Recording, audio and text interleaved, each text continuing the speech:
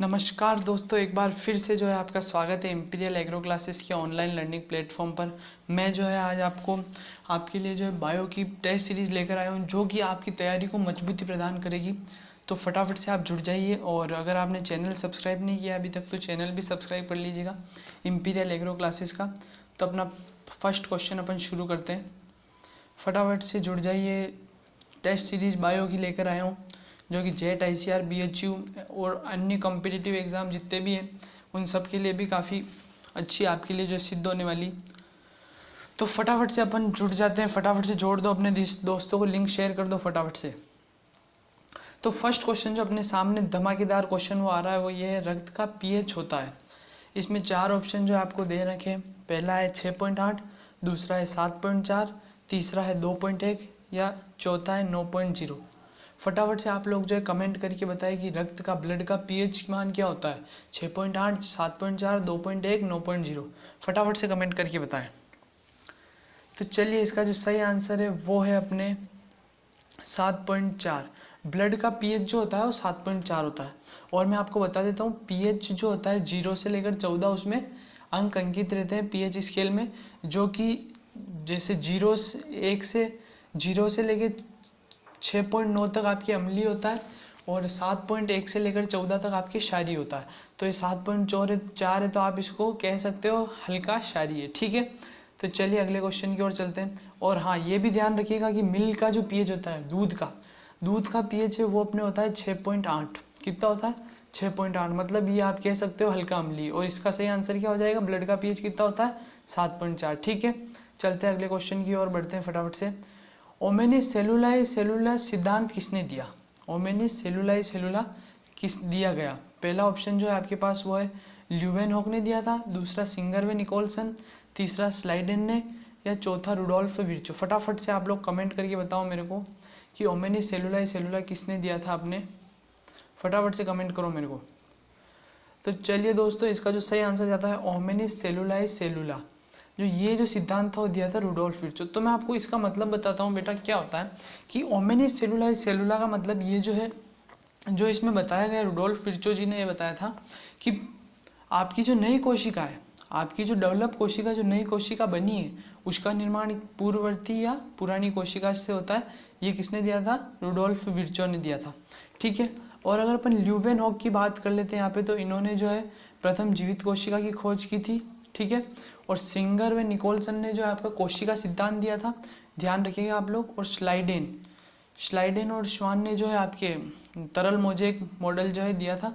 और इसका जो सही आंसर क्या हो जाएगा? ओमेनिस सेलुलाई सेलुला। फटाफट से लाइक कर दो भैया, चैनल को, वीडियो को लाइक कर दो और चैनल को सब्सक्राइब कर दो, और लिंक को शेयर करो ज़्यादा से ज़्यादा। बहुत धमाकेदार लाइव क्लास टेस्ट सीरीज लेकर आया हूँ मैं आपके लिए बायो की। बहुत ही अच्छे क्वेश्चन, कम्पिटिटिव एग्जाम में कई बार पूछने वाले क्वेश्चन, और कई बार पूरी संभावना में पूछे जाने वाले क्वेश्चनों की, ठीक है। इसमें पूछ रहा है ZZ लिंग निर्धारण पाया जाता है। पहला ऑप्शन है आपके पास मनुष्य, दूसरा ऑप्शन है मगरमच्छ, तीसरा है कॉकरोच, या चौथा है पक्षी। फटाफट से कमेंट करो मेरे पूतों, मेरे लाडलो, फटाफट से कमेंट करके बताओ क्या आंसर है इसका। लालो, मेरे लालो, कमेंट करो। ZZ लिंग निर्धारण किस में होता है? मनुष्य में होता है, मगरमच्छ में होता है, कॉकरोच में होता है, पक्षियों में होता है। फटाफट से कमेंट करके आप मेरे को बताओ। तो चलिए, इसका जो सही आंसर है वो होता है अपने पक्षियों में। पक्षियों में जो होता है वो ZZ लिंग निर्धारण जो है अपने पक्षियों में मिलता है, ध्यान रखिएगा आप। और इसमें जो मादा जो होती है वो आपकी ZW मतलब विषम युग्म की मादा होती है, ठीक है। और मनुष्य में आपको पता ही होगा XXXY, ठीक है। और इसमें जो विषम युग्मी होता है वो कौन होता है? नर होता है। XY किस में होता है? नर में। और XX किस में होता है? मादा में, ध्यान रखिएगा, ठीक है। और मगरमच्छ और कॉकरोच का वैसे ज़्यादातर पूछते नहीं है, तो आपको ध्यान रखने की कोई जरूरत नहीं। आप पक्षियों का ध्यान रखिएगा। पक्षियों में क्या होता है? पक्षियों में ZZ होता है, और मनुष्यों में XXXY होता है, ठीक है। चलिए अगले क्वेश्चन की ओर बढ़ते हैं अपन। अगला क्वेश्चन क्या कह रहा है हमारा? पंच जगत प्रणाली दी गई। पहला ऑप्शन है कैरोलस लीनियस, दूसरा है RH विटेकर, तीसरा अरस्तु, या चौथा है डी कैंडोले। फटाफट से कमेंट करो स्टूडेंट्स, क्या ऑप्शन जाएगा इसका? पहला कैरोलस लीनियस, RH विटेकर, अरस्तु, डी कैंडोले। तो चलिए, इसका जो सही आंसर है वो है RH विटेकर। पंचजगत प्रणाली जो थी वो अपने R.H. व्हिटेकर, रॉबर्ट व्हिटेकर साहब जो थे उन्होंने दी थी। इन्होंने जो था उन्होंने जीव को 5 भागों में वर्गीकृत किया। एक सबसे पहले इन्होंने लिखा मोनेरा, फिर आया प्रोटेस्टा, फिर इन्होंने किया फंजाई, फिर प्लांटी, फिर आया प्लांटी और फिर था एनिमिलिया। तो ध्यान होगा आपको, उम्मीद करता हूँ मैं पूरी। चलिए, R.H. व्हिटेकर ने पंचजगत प्रणाली दी थी। और बहुत अच्छा क्वेश्चन है, ये भी पूछा जाता है कि कैरोलस लिनियस ने जो है द्विजगत प्रणाली दी थी।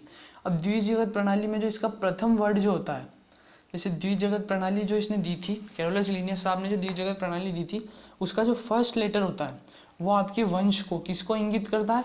वंश को। ठीक है, ध्यान रखना, फर्स्ट लेटर जो आपके वंश को इंगित करता है, फर्स्ट वर्ड, और सेकंड जो होता है आपके वो जाति को इंगित करता है। ठीक है, ये जाति का जय लिख देता हूँ, कोई दिक्कत तो नहीं है, समझ जाना यार, लिखनी नहीं आ रहा है। ठीक है, चलिए फटाफट से लाइक शेयर, वीडियो को लाइक कर दो, फटाफट से लाइक कर दो, कमेंट कर दो, शेयर कर दो। और जो मैं आपको जाते जाते एक बहुत ही अच्छी लाइन सुना कर जाऊँगा, तो आप वीडियो को अंत तक ज़रूर देखें, काफ़ी कारगर सिद्ध होने वाला है आपके लिए। चलिए अगले क्वेश्चन की अपन बढ़ते हैं। अगला क्वेश्चन अपना कह रहा है फैसियोला हिपेटिका का प्राथमिक परपोषी है।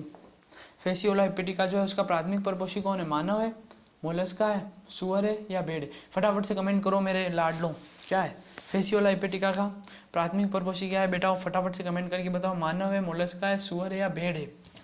फटाफट से मेरे को कमेंट करके बताइए आप, फैसियोला हिपेटिका का प्राथमिक परपोषी क्या है?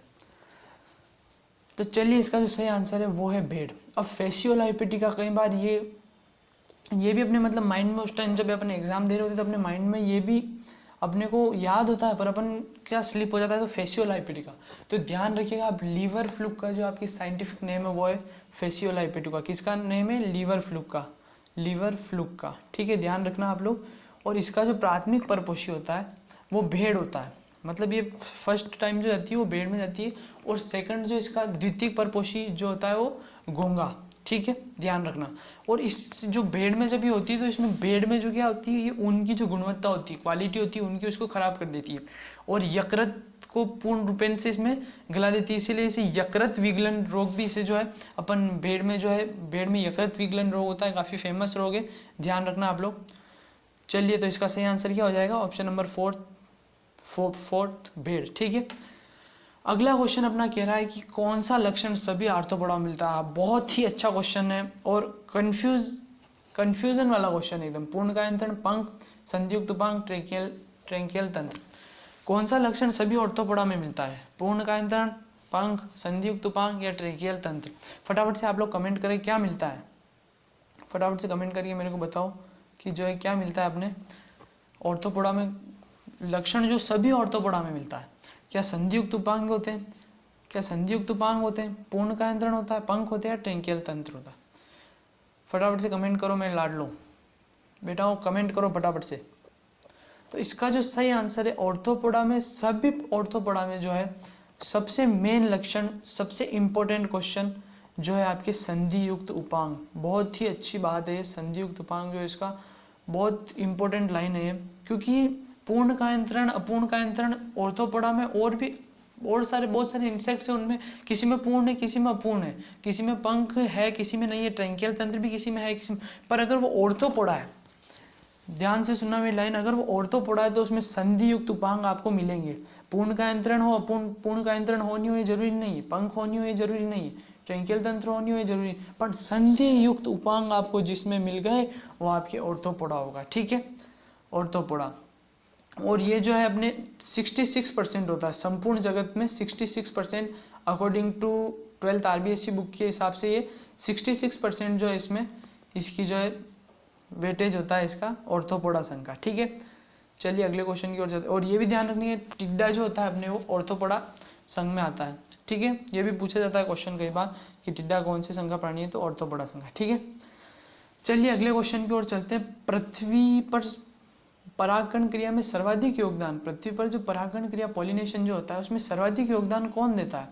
क्या आपकी घरेलू मधुमक्खी देती है? क्या आपकी ये घरेलू मक्खी देती है, चींटी देती है, रेशम की देती है? फटाफट से कमेंट करो, बताओ कि पृथ्वी पर परागकण क्रिया में सर्वाधिक योगदान किसका होता है? कौन सबसे ज्यादा योगदान देता है पृथ्वी पर पॉलिनेशन होने में? फटाफट से कमेंट करो कि क्या होगा इसका सही आंसर।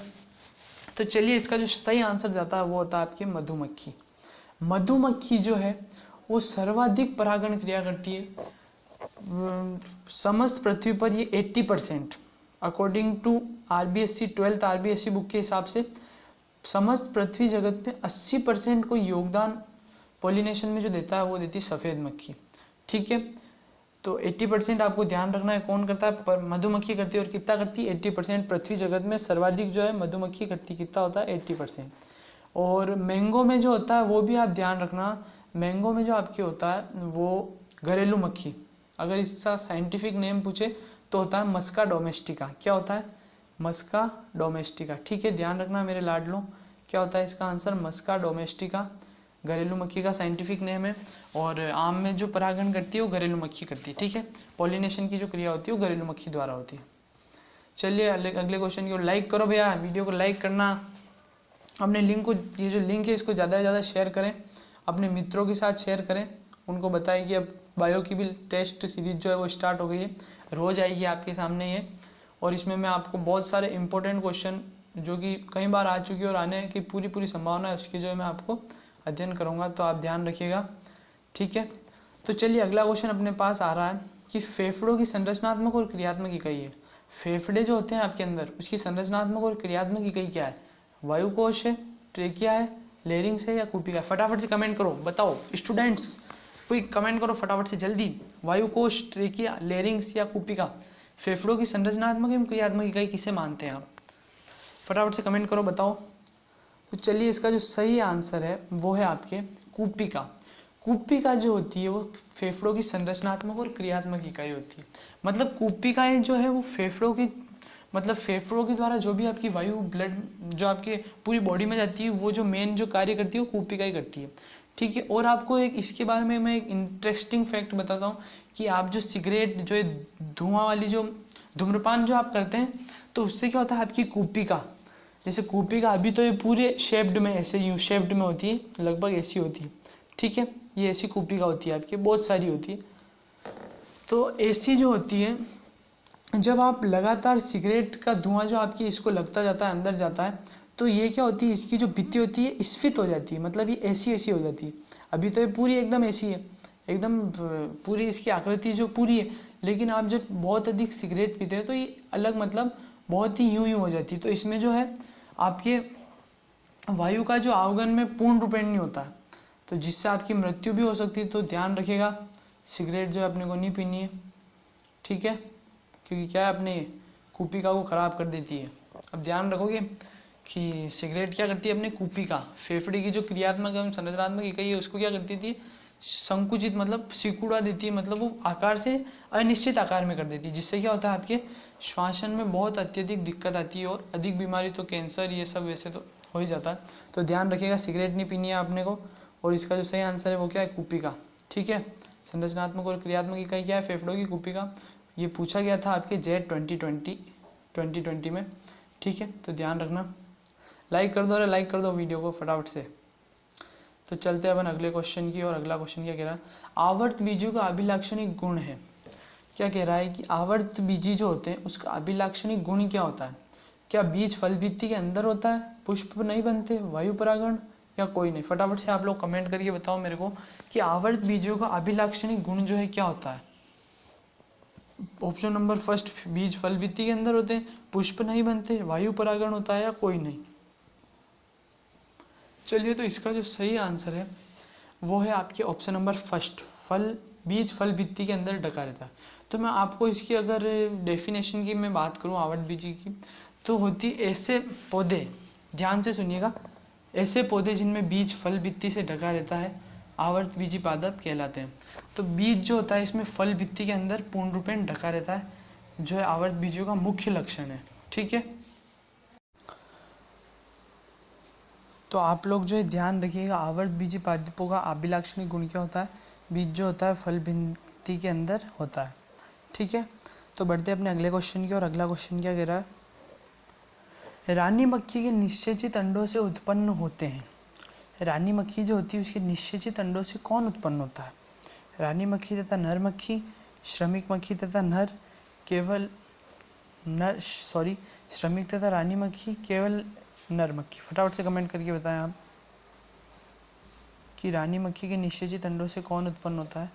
रानी मक्खी तथा नर मक्खी, श्रमिक मक्खी तथा नर, श्रमिक तथा रानी मक्खी, केवल नर मक्खी। बहुत अच्छा क्वेश्चन है ये ऐसे क्वेश्चन आपके ICR में जो है पूछे जा सकते हैं। तो इसका जो सही आंसर है वो है आपके श्रमिक तथा रानी मक्खी। निषेचित अंडे जो होते हैं उससे श्रमिक और रानी मक्खी होती है। इसमें देखो बेटा क्या होता है, रॉयल जेली। इसमें जो होती है एक आता है वर्ड है रॉयल जेली। क्या है, रॉयल जेली। तो इसमें जो है लार्वा अवस्था में जिसको रॉयल जेली अधिक मिलती है तो वो तो आपके बन जाता है रानी मक्खी, और जिसको रॉयल जेली कम या नहीं मिलती है वो क्या बन जाती है, श्रमिक। पर किससे, निषेचित अंडों से। ये कार्य आपके निषेचित अंडों से होगा। ठीक है, तो चलते हैं अगले क्वेश्चन की। और अगला क्वेश्चन अपना क्या कह रहा है, तो अगला जो कह रहा है कि भारत में पारिस्थितिकी के जनक कौन है। भारत में पारिस्थितिकी के जनक कौन है। Professor Ramdev Mishra, Ritter, Malpighi या कोपलैंड। फटाफट से कमेंट करके बताएं कि भारत में पारिस्थितिकी के जनक आप किसे कहते हैं। Professor Ramdev Mishra, Ritter, Malpighi या कोपलैंड। तो चलिए इसका जो सही आंसर है वो है आपके प्रोफेसर रामदेव मिश्रा। और अगर आपसे वो ओनली फॉर भारत न देखे पारिस्थितिकी जनक पूछ ला, अगर मैं यहाँ पे भारत काट लूँ तो उसका फिर आंसर क्या जाता आपके, वो हो जाता रिटर। ठीक है, और Malpighi, Marcello Malpighi जो है फादर ऑफ हिस्टोलॉजी।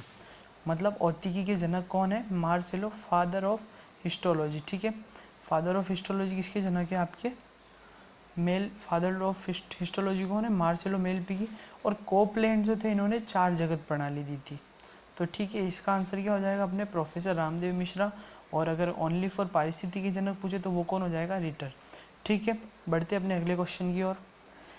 IPM का उद्देश्य है, आप कमेंट करें IPM का उद्देश्य क्या है। नाशक कीटों की संख्या को इकोनॉमिक लेवल से नीचे रखना, प्राकृतिक परजीवी संख्या का बढ़ाना, प्रतिरोधी किस्मों का प्रयोग या कीटों की जनसंख्या का दमन। फटाफट से आप लोग जो कमेंट करके बताइए कि IPM का मुख्य उद्देश्य अपन क्या मानते हैं।